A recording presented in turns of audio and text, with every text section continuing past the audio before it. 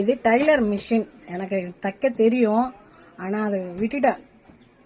அது கொஞ்சம் வேண்டாம், உடம்பு சரியில்லைன்ட்டு. இது வந்து திருப்பதி பெருமாளும் அந்த கேலண்டரில் இருந்தது, கட் பண்ணி ஒட்டி வச்சிருக்கேன். பீரோ இதுதான் என் பீரோ.